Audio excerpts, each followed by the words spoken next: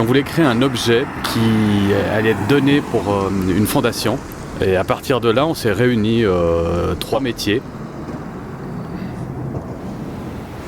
Je suis venu ici, j'ai regardé le matériau, me suis inspiré du savoir-faire, je suis rentré dans le métier pour comprendre ce que c'était le métier de la voile que je ne connaissais pas du tout.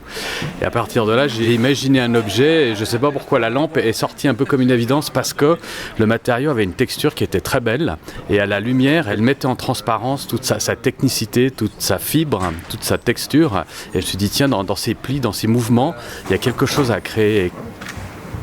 La voile, c'est une chose. On a fait d'autres expériences en voile. On a fait un peu différents trucs, mais on n'avait jamais fait de lumière.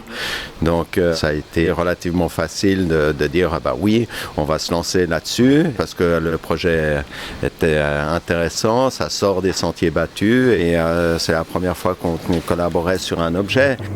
Ouais.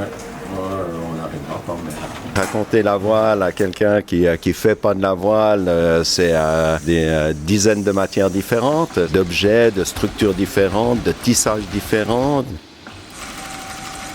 C'est un peu en cherchant, en bidouillant, je ne sais pas comment expliquer, que son idée plus l'idée de Nicolas plus mon idée, bah ça donne ce résultat.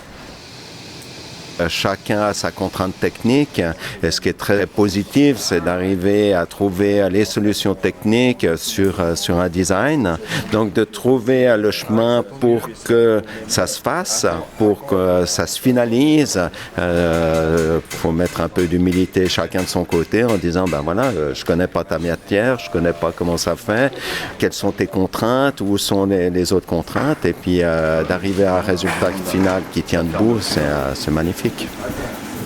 J'ai bien aimé en fait tout cet échange, de connaître déjà les matériaux, les difficultés de chacun et surtout de connaître le métier de l'autre, de s'en inspirer et de revenir avec une autre idée pour réenchérir sans arrêt.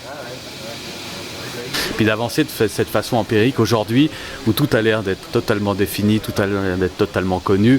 On explore encore des zones qui sont un peu inconnues, puis on avance vraiment un peu comme à l'époque. Donc c'est vraiment la main qui met aussi une grande qualité sur l'ouvrage.